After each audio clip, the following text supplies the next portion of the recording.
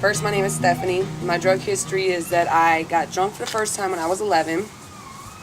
And then I started smoking pot when I was 13. I was a full-blown alcoholic by the time I was 14 years old. I had experimented with acid in between there a couple times. I started doing ecstasy when I was 18 years old. And that was only like a 2-month thing, And then the first time I ever did, which at that time was crank, I was 18 years old. And then when I was turning, I think, 19, somewhere in there, I was messing with crank really hard. And then I moved out to California, and I stopped doing the hard drugs, and I just drank and smoked pot about 2.5 years, and I started back again on which was now methamphetamines. And I proceeded to do meth from when I was around 22 until I was almost 27. And then I got clean and sober, and as of right now I have 25 months clean, which is a little over 2 years.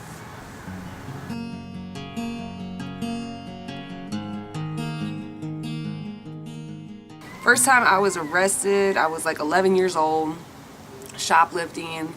I got maybe 5 or 6 misdemeanor shopliftings as a teenager. And then I got 1 felony possession of marijuana when I was 16. And then I didn't have any other criminal cases until I was 19 years old, and I got a petty misdemeanor theft. And then I was cool up until I started meth again when I was 24 years old is the first time I went to jail as an adult.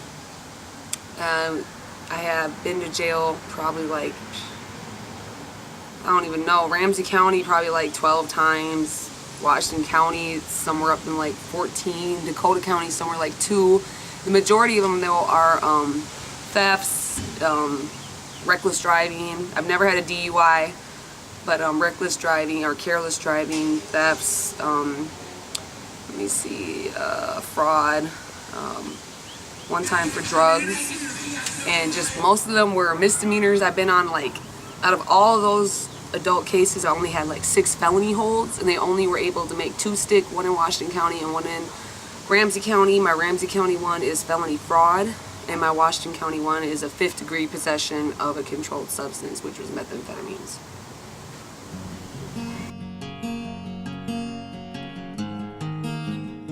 Yep. Recovery has been a process. When I didn't go straight to treatment. I actually went through the psych ward.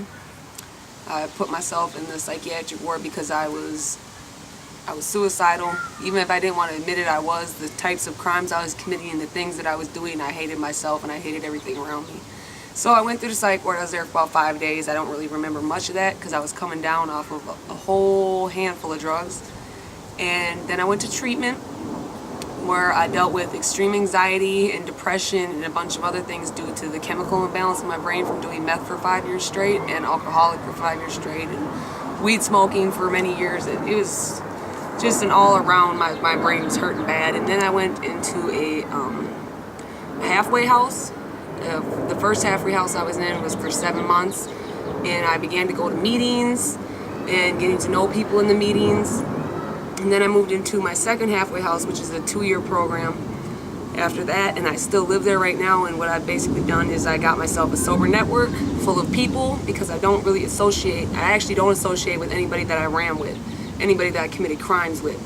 I still have some friends that are out there because they were like my family to me. I go and see, but in the beginning of recovery, I could not go and see them. It was way too hard.